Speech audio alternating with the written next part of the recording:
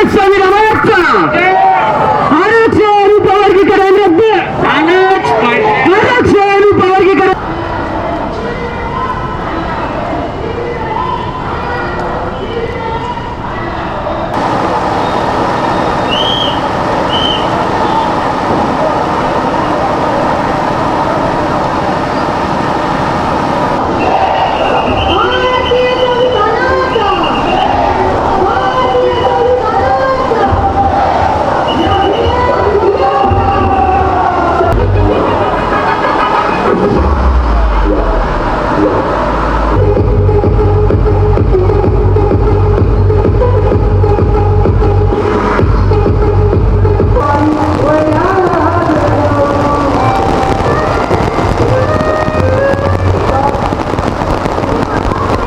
नमस्कार, जय भीम. मी विकास कडलक. आपण थेट आहोत पिंपरी चिंचवड या ठिकाणी आणि पाहत आहोत लॉर्ड बुद्धा टीव्ही.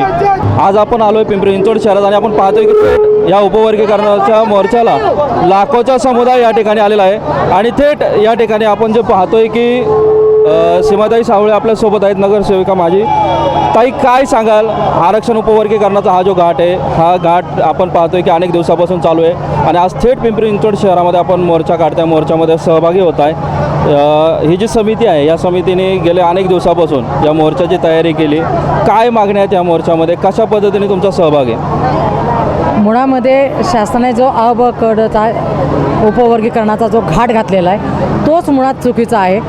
गुन्ह्या गोविंदाने सगळेजण एकत्र आहेत, त्यामध्ये फूट पाडून सरकारला नेमकं काय साध्य करायचं आहे आणि सरकारच्या या नीतीविरोधात तोडाफोडा आणि राज्य करा याच्या विरोधात आम्ही सगळेजण एकवटलेलो आहोत आणि कुठल्याही परिस्थितीमध्ये उपवर्गीकरण आम्ही होऊन द्यायचं नाही.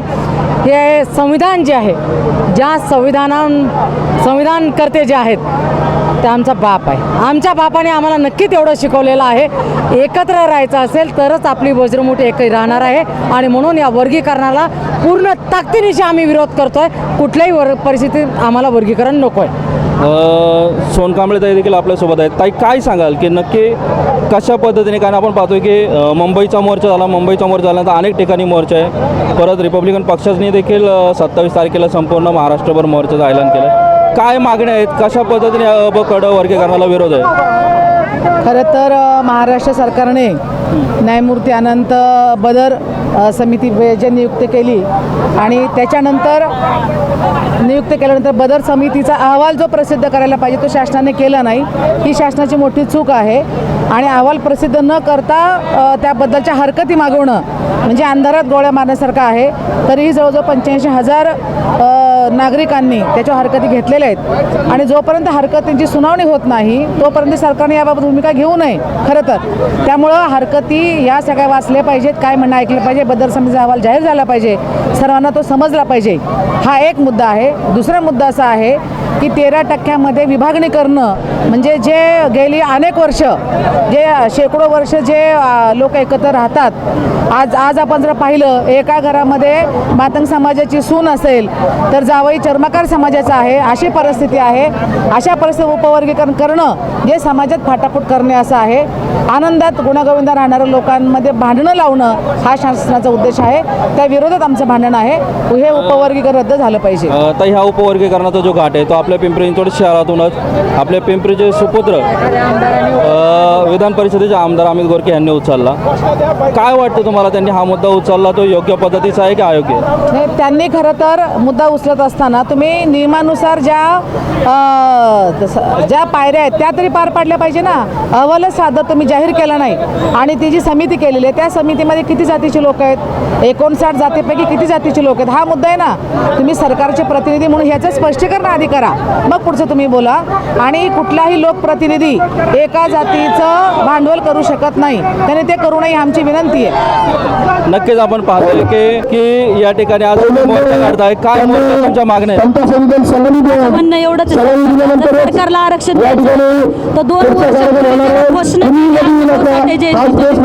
तर त्याच्यानंतर देऊन टाकायचं होतं. ह्यांना द्यायचंच नाही, तेढच निर्माण करायची. म्हणून आज 2 वर्ष झालं होणार नाही आणि माझी पण तीच मागणी.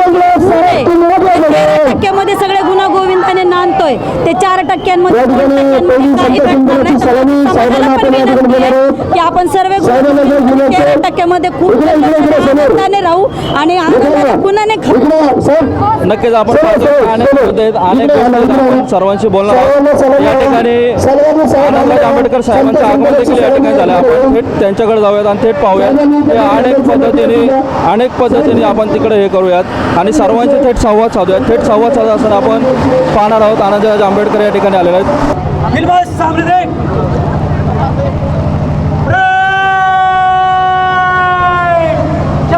सलामी देगा सलामी दो जय हिंद जय हिंद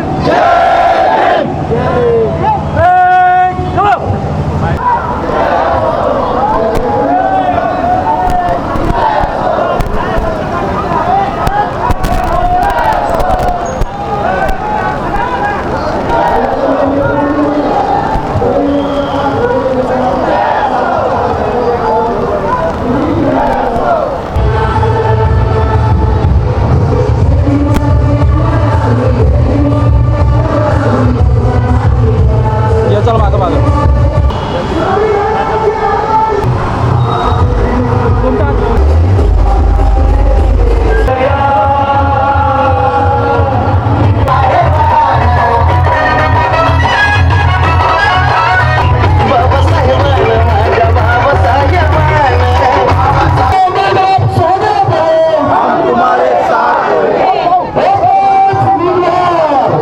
सर काय सांगाल आज उपवर्गीकरणासंदर्भात संपूर्ण महाराष्ट्रात मोर्चे निघलेत तुमच्या मार्गदर्शनाखाली आणि आज थेट तुम्ही पिंपरी चिंचवड शहरात आहेत. शहरामध्ये हा मोर्चा चालला आहे. आज पिंपरी चिंचवडमध्ये प्रचंड असा मोर्चा इथे निघालेला आहे आणि लोक उत्स्फूर्तपणे या मोर्चामध्ये पावसामध्ये सुद्धा सामील झालेले आहेत. खरं म्हणजे आंबेडकरी जनतेचाच आणि अनुसूचित जातीमधल्या 59 जातींचा या सर्वांना विरोध आहे. आज माझ्याबरोबर सर्व जाती धर्माचे लोक इथे उपस्थित आहेत. या इथे बाबूराव माने चर्मकार समाजाचे नेते माझ्याबरोबर उपस्थित आहेत आणि अनेक इतर समाजाचे नेते उपस्थित आहेत आणि त्यामुळं आज हा मोर्चा हा सर्व अनुसूचित जातीमध्ये असणाऱ्या 59 जातींचा मोर्चा आहे आणि त्यामुळे या मोर्चाचं एक वेगळं वैशिष्ट्य आहे की आज अनुसूचित जातीच्या या सर्व लोक आज एकत्र आलेली आहेत आणि त्याच्यामुळंच आज एवढ्या मोठ्या संख्येने लोक उतरलेली आहेत हे आपल्या इथे दिसतं. आपण पाहतो की आनंदराज साहेबांनी सांगितले की हा मोर्चा मोठ्या संख्येने या ठिकाणी सहभागी झाला आहे. अनेक लोकांशी आपण चर्चा करणार आहोत. तुर्तास तरी आपण या ठिकाणी मोर्चाचं चित्रीकरण देखील पूर्ण करणार आहोत.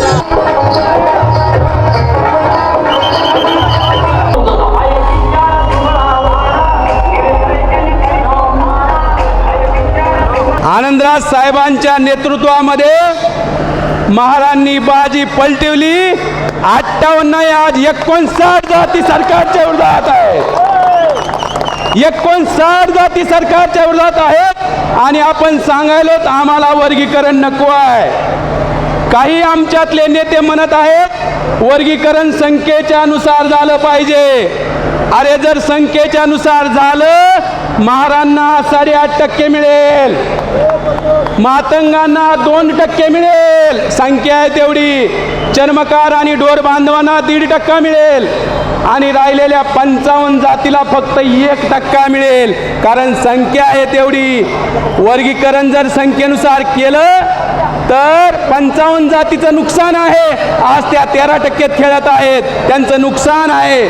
ढोर आणि चर्मकार बांधव 13% खेळत आहेत, ते 1.5% बंदिस्त होतील, त्यांचंही नुकसान आहे. म्हणजे 57 जातीचं नुकसान आहे. मातंग बांधव 13% खेळतात, तेही 2% बंदिस्त होतील, म्हणजे मातंग बांधवाचंही नुकसान आहे. मग फायदा कुणाचा आहे? फक्त फायदा आपला आहे. तरी आपण विरोधात आहोत, कारण आपण अवलाद कुणाचे आहोत? फायदा तोटा बघून निर्णय घेत नाहीत. जी गोष्ट संविधानाच्या विरोधात असते त्याच्या विरोधात आपण असतो, जी गोष्ट बाबासाहेबांच्या विचाराच्या विरोधात असते त्याच्या विरोधात असतो. आर्टिकल 341 मध्ये काना मात्रा एलांटी जरी बदलायची असेल तो अधिकार पार्लमेंटला आहे, राज्य सरकारला नाही आहे. म्हणून आम्ही विरोधात आहोत. लक्षात घ्या. हे सुप्रीम कोर्टानं काय केली बदमाशगिरी, सुप्रीम कोर्टानं संसदेवरती अतिक्रमण केलेलं आहे. हा आर्टिकल 341चं उल्लंघन आहे. म्हणून आपण विरोधात आहोत आणि संविधानाच्या विरोधात असल्यामुळे आपला लढा आपल्याला चालूच ठेवायचा आहे. आणि येणाऱ्या काळामध्ये जोपर्यंत हे वर्गीकरण रद्द होत नाही, ही प्रक्रिया थांबवली जात नाही, तोपर्यंत आपल्याला हा लढा चालूच ठेवायचा आहे. एवढंच बोलतो आणि थांबतो. जय भीम, जय भारत. 30 जूनला मुंबई शहरामध्ये अशाच पडत्या पावसामध्ये 1,00,000-1.5 लाख लोकांचा 2 लाख लोकांचा मोर्चा मुंबई शहरामध्ये निघाला. त्यावेळेला सरकारबरोबर पावसाने सुद्धा आपल्या विरोधात भूमिका घेतली होती. असे सगळेजण ओले चिंब झालेले होते. सन्माननीय आनंदराजी आंबेडकर रिपब्लिकन सेनेचे सगळे पदाधिकारी, राष्ट्रीय चर्मकार संघाचे पुणे जिल्ह्यातले सगळे पदाधिकारी, राष्ट्रीय चर्मकार महासंघाचे सगळे पदाधिकारी, चर्मकार समाजाचे नेते सन्माननीय ज्ञानेश्वर कांबळे आणि या ठिकाणी 18 पगड जातीचे उपस्थित राहिलेले सगळे पदाधिकारी बांधवांनो भगिनीनो, या 30 तारखेच्या मोर्चानंतर अशाच तऱ्हेचा मोर्चा, अशाच तऱ्हेचे मोर्चे जिल्ह्यामध्ये निघायला लागलेले आहेत. पाऊस तर स्पर्धा करतोयच, परंतु पावसाला न घाबरता, ऊन वाऱ्याला न घाबरता अशा तऱ्हेचे 1,00,000-1.5 लाख लोकांचे मोर्चे प्रत्येक जिल्ह्यामध्ये निघत आहेत. याच्यात फक्त आता बौद्ध समाजाचा सहभाग आहे याच्यातला भाग नाही, तर त्यांच्या खांद्याला खांदा लावून 59 जातीमधले सगळे लोक आता या मोर्चामध्ये उतरत आहेत. कुणालाच हे उपवर्गीकरण नको आहे. उपवर्गीकरणाचा डाव आता आपल्या सगळ्या जातींनी ओळखलेला आहे. आपल्या सगळ्यामध्ये भिंती उभ्या करण्याचा प्रयत्न सुरू झालेला आहे. आणि म्हणून या अशा तऱ्हेच्या मोर्चाच्या माध्यमातून कायमचं उपवर्गीकरण रद्द झालं पाहिजे. उपवर्गीकरण आम्हाला नको आहे. या माध्यमातून तुम्ही ज्या पद्धतीनं आमच्याबरोबर डाव खेळताय तो डाव आता सगळ्या 59 जातीच्या लक्षात आलेला आहे. आणि म्हणून ज्या वेळेला बौद्ध समाज रस्त्यावर उतरून आंदोलन करेल त्या वेळेला त्यांच्या खांद्याला खांदा लावून चर्मकार समाज सुद्धा रस्त्यावर उतरल्याशिवाय राहणार नाही. अशा तऱ्हेच्या या राज्यामध्ये सगळी परिस्थिती निर्माण झालेली आहे. आणि म्हणून आता इथून पुढे होणारी आंदोलनं अत्यंत आक्रमक होतील, तुफानगर्दीत होतील आणि सरकारला एक ना एक दिवस कायमचं उपवर्गीकरण रद्द करावं लागेल. जोपर्यंत ते रद्द होत नाही तोपर्यंत आपल्या सगळ्यांना एक दिलानं, एका हिमतीनं आणि अत्यंत मजबूत भिडणने काम करावं लागेल. एवढं या ठिकाणी मी बोलतो आणि माझं भाषण संपवतो. सन्माननीय आनंदराजी आंबेडकर यांचं भाषण आपल्याला ऐकायचं आहे आणि परत शिष्टमंडळ सुद्धा आपलं सरकारला निवेदन देऊन घेण्यासाठी जाणार आहे. आणि म्हणून सगळ्यांचे मी अत्यंत मनापासून आभार व्यक्त करतो. आपण सगळेजण भिजलेले आहात, व्यासपीठावरचे नेते सुद्धा सगळे भिजलेले आहेत. हा अत्यंत आपल्या जगण्याचा संघर्ष आहे आणि त्यातून हा लढा उभा राहिलेला आहे. सगळ्यांना मनापासून धन्यवाद. जय भीम, जय महाराष्ट्र.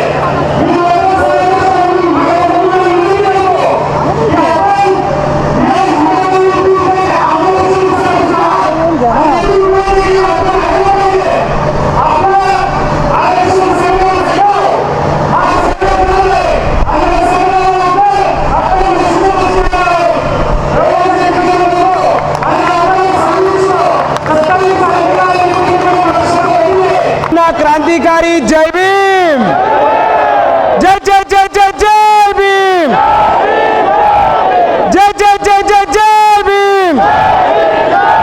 डॉक्टर बाबासाहेब आंबेडकरांचा, डॉक्टर बाबासाहेब आंबेडकरांचा.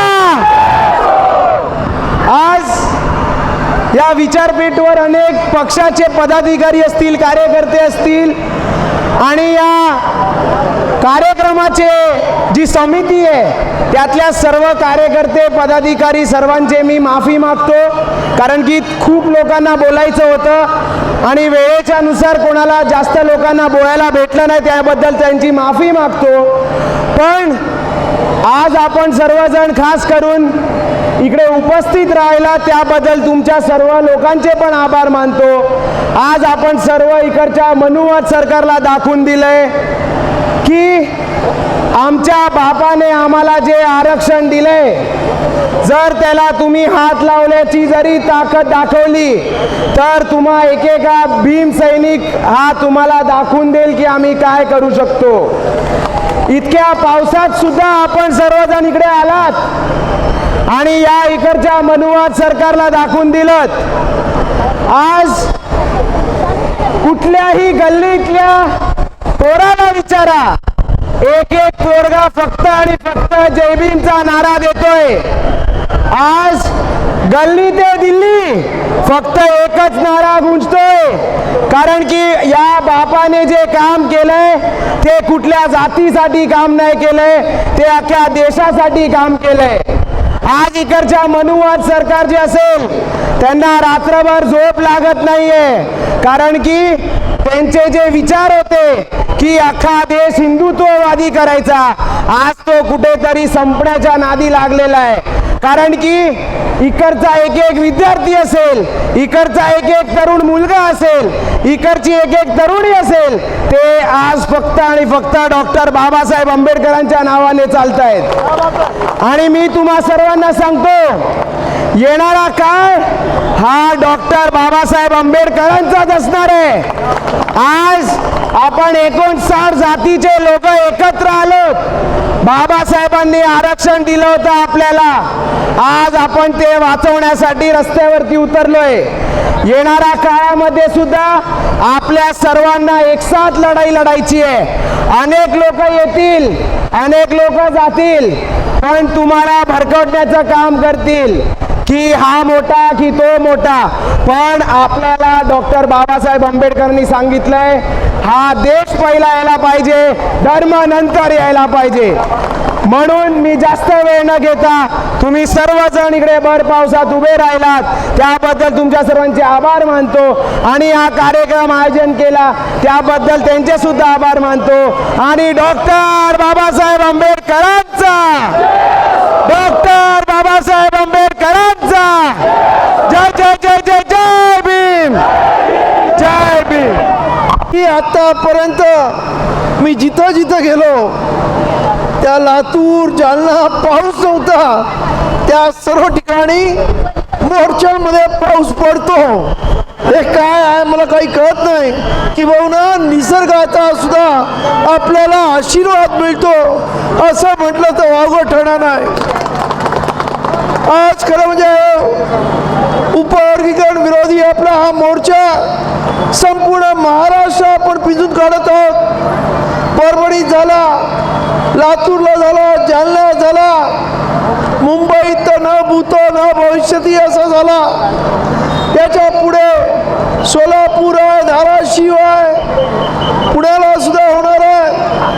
अनेक जिल्ह्यामधून आणि तालुक्यामधून हे मोर्चे होणार आहेत आणि प्रचंड ताकदीने होत आहेत.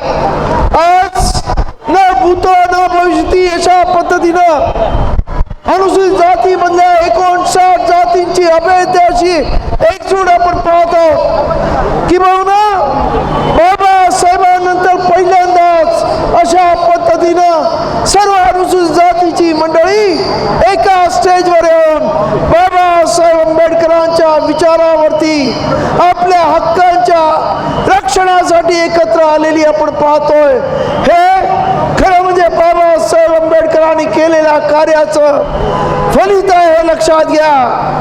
आज आपल्याला रस्त्यावर येऊन भांडावं लागतंय. त्या काळी एकट्या बाबासाहेब आंबेडकरांनी एकट्याने आपल्याला आरक्षण दिलं, अख्ख्या देशामध्ये आरक्षण दिलं. त्याचा परिणाम म्हणून आज SC ST मधली माणसं कुठेतरी स्वाभिमानानं जगत आहेत, ताट मानेनं आज उभी राहिलेली आहेत. परंतु हे काही मनुवाद्यांना खुपत आहे की मंडळी आज आमच्या पुढे जातात की का अशी भीती वाटत आहे.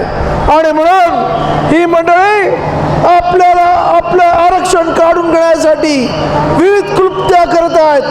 आणि त्याच्यातलंच एक षडयंत्र आरक्षणामध्ये उपवर्गीकरण आणि म्हणजे आपसामध्ये भांडणं लावून द्यायची आणि मग कधीही आपण एकत्र येणार नाही अशा पद्धतीनं ही मंडळ करत आहेत. मी माझ्या मातंग भावांना सांगू इच्छितो, आजपर्यंत आपण सर्व एकत्र गुन्हा गोविंदानं एका ताटामध्ये खाल्लेला आहे. या मनुवाद्यांनी तुमची डोकी भडकवली असतील, परंतु विचार करा की या इथे ज्यांना ज्यांना मनुवादाने घेतलं त्यांना नंतर त्याचे काय हाल केले.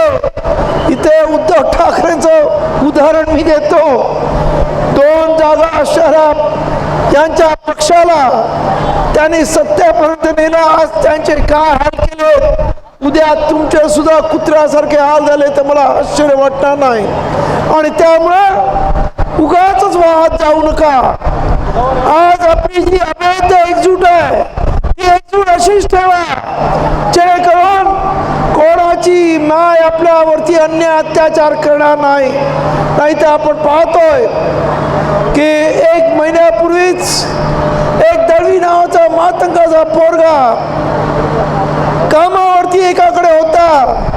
त्याने ऐकलं नाही म्हणून अत्यंत वाईट पद्धतीने त्याचा बीडमध्ये अत्यंत घृणास्पद पद्धतीने त्या मालकाने खून केला.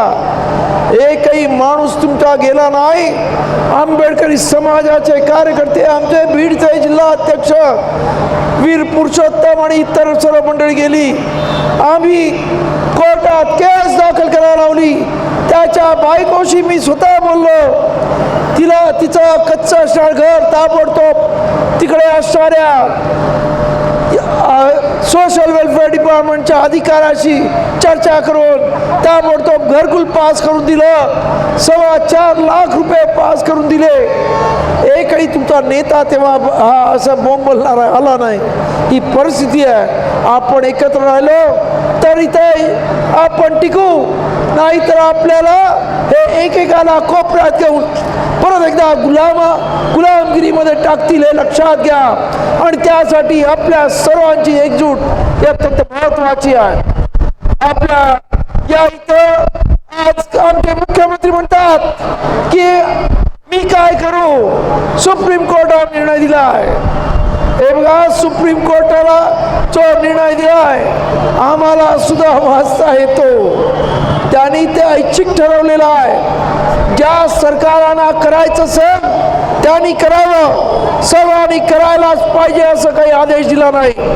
आणि जर असा आदेश दिला असता तर मग अख्ख्या देशामध्ये वेगवेगळ्या राज्यामध्ये उपवर्गीकरण झालं असतं, पण ते होत नाही आहे. त्यामुळं फडणवीस तुम्ही आम्हाला फसवू नका आणि आमच्या नादी सुद्धा लागू नका. कारण आज हा संपूर्ण अनुसूचित जातीचा माणूस 2011च्या जनगणनेनुसार 18% या महाराष्ट्रामध्ये असणारा आणि 2027 मध्ये माझ्या मते तो 20%पेक्षाही जास्त होईल. एवढं पॉप्युलेशन असलेल्या माणसाला जर तुम्ही उरावर घेतलं तर पुढच्या इलेक्शनमध्ये तुमचं काही खरं नाही. 20% SC आणि 20% मुस्लिम यांची तुमच्यावरती बायकॉट टाकला तर आपण कुठं जाल याचा पत्ता लागणार नाही. त्यामुळं उगाच हुशाऱ्या करण्याच्या प्रयत्नात राहू नका. तुमचा डाव आम्ही तुमच्यावरतीच पलटवला आहे. कारण तुम्हाला वाटलं नव्हतं आंबेडकर वाद्यांना एकटं पाडू आणि इतर जातींना आपल्याबरोबर घेऊ. हे जर तुमचं षडयंत्र होतं ते आंबेडकरवाद्यांनी हाणून पाडलेलं आहे. आणि त्यामुळं माझं या सरकारला आव्हान आहे की आम्ही जंतर मंतरची 17-18 वर्षाची पोरं नाही की तुमच्या लाठ्या काठ्याने मार खायला. जर हे उपवर्गीकरण करायचं ठरवलं तर या महाराष्ट्रामध्ये एकही तुमचा आमदार रस्त्याने चालणार नाही आणि तुम्हाला सुद्धा बाहेर पडू देणार नाही, हे स्पष्ट सांगतो. त्यामुळं या अशा पद्धतीनं, कारण ही सर्व आंबेडकरांची औलाद आहे आणि ही औलाद आपण पाहिलंय की यांचा इतिहास वेगळा आहे. हे सबसे निराले है. 1818 पासूनचा इतिहास बघा, तुम्हाला कळेल काय झालं. 2018ला पहा काय झालं, नंतर आमच्या नादी लागा, स्पष्ट सांगतो. आणि त्यामुळं जास्त काय तुम्ही पावसात भिजत आहात, अनेक विषयावरती बोलण्यासारखं आहे. फक्त एवढंच सांगतो की दिल्लीमध्ये जे त्या लहान लहान मुलांवरती तुम्ही अत्यंत घृणास्पद पद्धतीने पोलिसांनी अत्याचार केले त्याचा आम्ही जाहीर निषेध करतो. आणि त्या सर्व मुलांबरोबर आम्ही सर्व समाज, महाराष्ट्रातला एसी समाज त्या मुलांबरोबर आहे हे इथे मी जाहीर करतो. त्यांच्या आंदोलनाला आम्ही पाठिंबा देतो आणि या इथे सरकारने परत जर त्या मुलांना हात लावला तर महाराष्ट्र पेटल्याशिवाय राहणार नाही, हे लक्षात घ्या. कारण छोट्या छोट्या पोरांना जे उद्याचं या देशाचं भविष्य आहे, जे स्वतःचा हक्क मागतात की आम्हाला आमच्या परीक्षा तरी नीट घ्या, प्रत्येक गोष्टीमध्ये फसवण्याचं तुमचं जे षडयंत्र आहे ते थांबवा. आणि ह्याच्यासाठी जर तुम्ही या लहान मुलांवरती अन्याय अत्याचार करणार असेल तर हा महाराष्ट्र आणि महाराष्ट्रामधला प्रत्येक तरुण त्या सर्व दिल्लीमधल्या मुलांबरोबर आहे.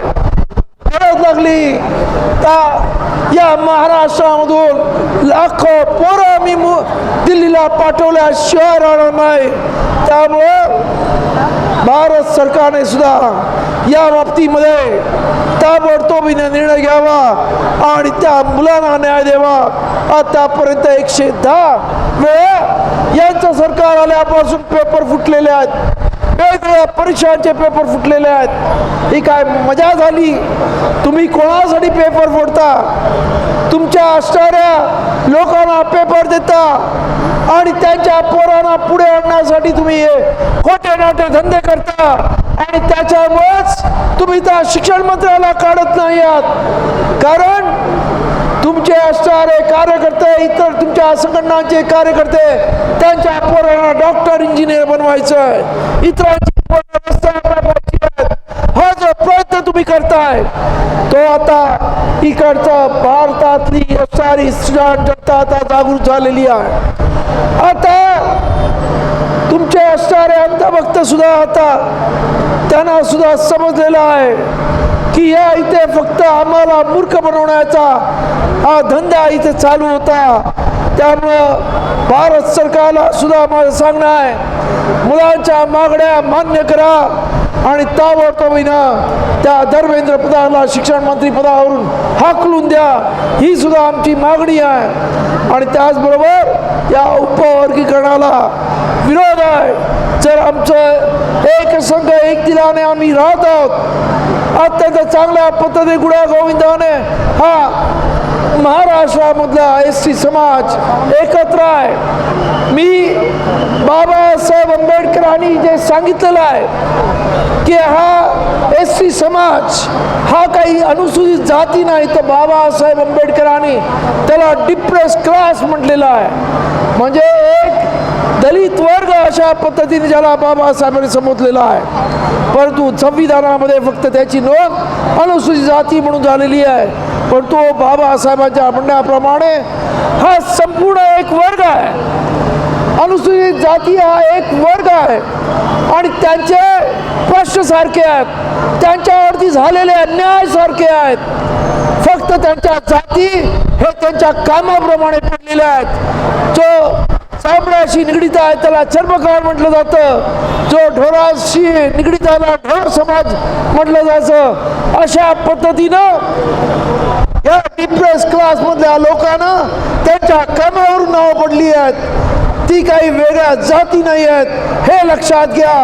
कारण या इथं जाती फक्त 4 वर्णामध्येच येतात की एसी हा या 4 वर्णाच्या मध्ये नसलेला, म्हणजे तुम्हाला माहीत असेल की 4 वर्ण म्हणजे ब्राह्मण, त्यानंतर येतो क्षत्रिय, तिसरा व्यापारी करणारा वैश्य आणि चौथा शूद्र म्हणजे ओबीसी ज्याला म्हटलं जातं, तेली माळी कोळी कुणबी हे येतात. आम्ही या जाती वर्णामध्ये येत नाही आणि त्यामुळे बाबासाहेबांचं म्हणणं होतं की आम्ही ही सर्व मंडळी एक जाती एक जिन्सी आहेत, होमोजिनियस आहेत. आणि असं जजमेंट 2004 मध्ये सुप्रीम कोर्टाच्या 5 जजेसने सुद्धा दिलेलं आहे. दुर्दैवानं यावेळचं हे जे जजमेंट आलेलं आहे हे 6 वर्षाचं एक असं आलेलं आहे. पण मी तुम्हाला सांगू इच्छितो, सुप्रीम कोर्ट असो किंवा इतर कोणी असो, या देशामध्ये सर्वात मोठी ताकद कुठची असेल आणि सर्वात सार्वभौम ताकद कुठची असेल तर ती या देशातली जनता आहे. जनतेला नको आहे म्हटल्यावर तुम्ही आमच्यावर ठोकू शकत नाही हे लक्षात घ्या. आणि म्हणून आपल्या सर्वांना माझं सांगणं आहे की आपली अशीच अभेद्य एकजूट ठेवा. याच्या पुढे सुद्धा आपल्यावरती अनेक अन्याय अत्याचारचे प्रसंग आले, वेगवेगळ्या आपल्या मधल्या असणाऱ्या भावंडांना आले, एक दिलानं एक विचारानं त्याला करण्यासाठी आपली ही अभेद्य एकजूट अशीच कायम ठेवूया ही अपेक्षा करतो.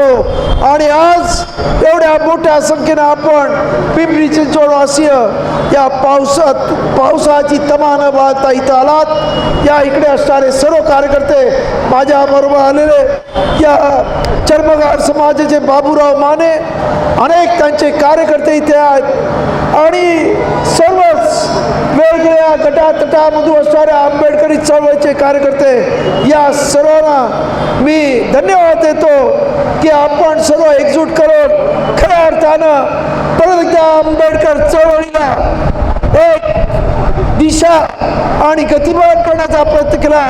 त्याबद्दल आपल्या सर्वांना मनापासून धन्यवाद. आणि अशीच ही एकजूट कायम ठेवा एवढंच मी इथे आपल्याला विनंती करतो आणि आपली रजा घेतो, माझ्या वाणीला विराम देतो. धन्यवाद. जय भीम. आप देख रहे हैं लॉर्ड बुद्धा टीवी.